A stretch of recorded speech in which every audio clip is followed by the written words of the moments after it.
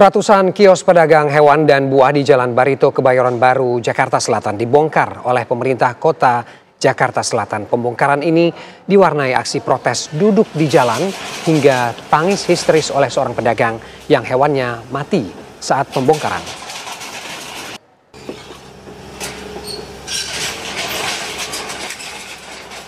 Petugas pemerintah kota Jakarta Selatan menerjunkan 3 eskavator dan ratusan personel untuk membongkar kios di lokasi. Dalam pembongkaran ini diwarnai tangis histeris dari pedagang hewan saat mengetahui hewan dagangan miliknya mati saat pembongkaran.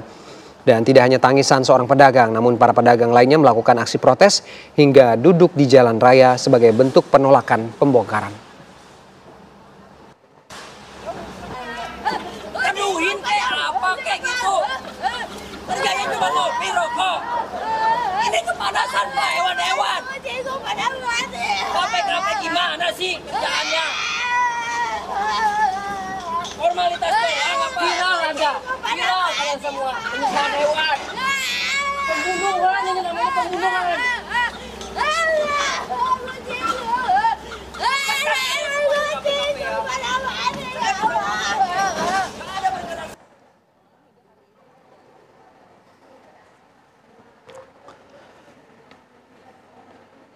Ya, ratusan kios pedagang hewan dan buah di Jalan Barito, Kebayoran Baru dibongkar oleh pemerintah kota Jakarta Selatan pada Senin pagi kemarin. Pembongkaran ratusan kios ini dilakukan untuk pembangunan Taman Bendera Pusaka yang menggabungkan 3 taman, yakni Taman Langsat, Ayodhya, dan Leuser oleh pemerintah Provinsi Jakarta. Lalu bagaimana kondisi terkini pasca pembongkaran?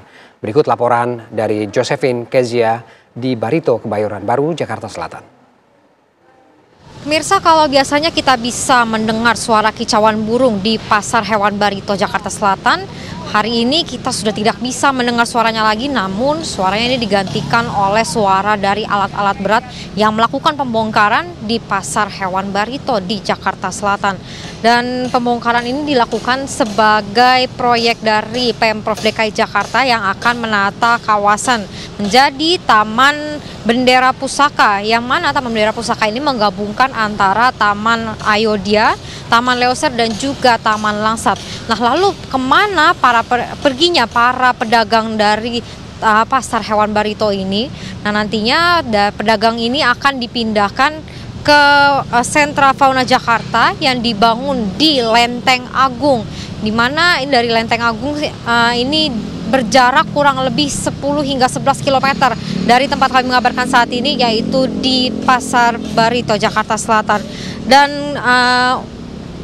Lenteng Agung sendiri dipilih sebagai tempat untuk relokasi ini karena Pasar Hewan Barito dianggap memiliki sarana dan prasarana yang cukup memadai, termasuk akses yang dekat dengan stasiun Lenteng Agung dan juga halte Transjakarta non BRT rute D21.